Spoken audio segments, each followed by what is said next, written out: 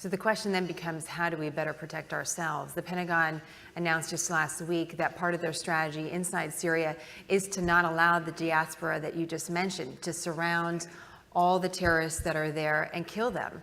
What do you think of that strategy? And if the diaspora is going to happen, what do we do to prevent other events like Manchester? Well, I think that's a logical strategy, but when you have the magnitude of the refugee flows that you have coming out of Mosul, coming out of Syria, and so on, I think the ability to identify ISIS terrorists in the midst of those refugees is going to be incredibly difficult. I don't know how you do that.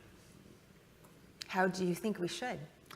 Well, I think, I suppose there could be some kind of a vetting process, particularly at borders and so on. But I mean, these refugees are not going necessarily to regular border crossings, and they're not picking up a ticket and going someplace. They're fleeing and trying to seek shelter or seeking out family members or whatever. I think until you can get them to a given place where they can be vetted, it's going to be very difficult to separate members of ISIS who are fleeing from regular refugees.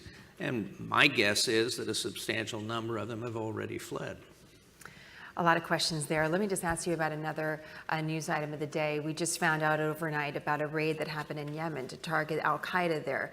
Just switching terror groups for a moment.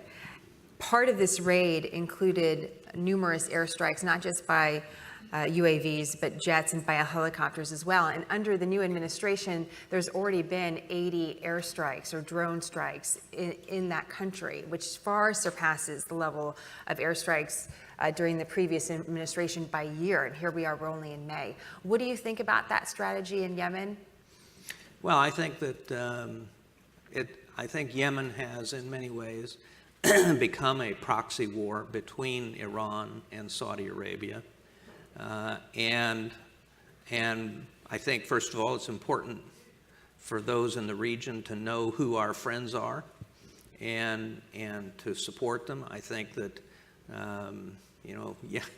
when I first joined the agency, there were 2 Yemens, and the Soviets basically controlled one, and the West controlled the other, more or less.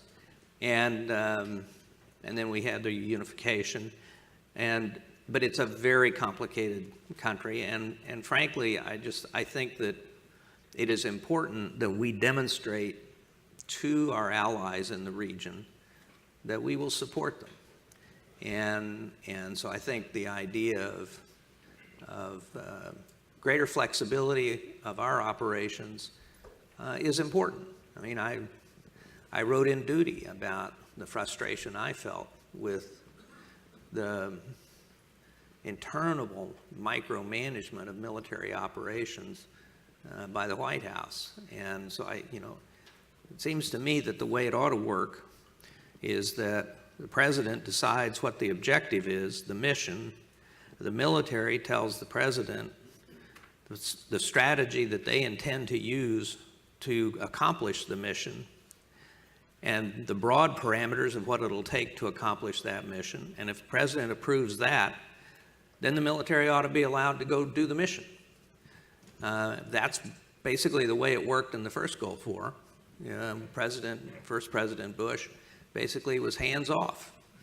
And I would say that so was the second President Bush. When he said, go do the surge, I told him it'd be 3 brigades and it would be 20,000 people. Then the military came back and said, oh, by the way, we forgot to tell you, there are all these things called enablers, like helicopters and stuff like that. So I went back to the president, I said, Mr. President, it's going to be 30,000, not 20,000. And he said, that's what it takes. And so we did it.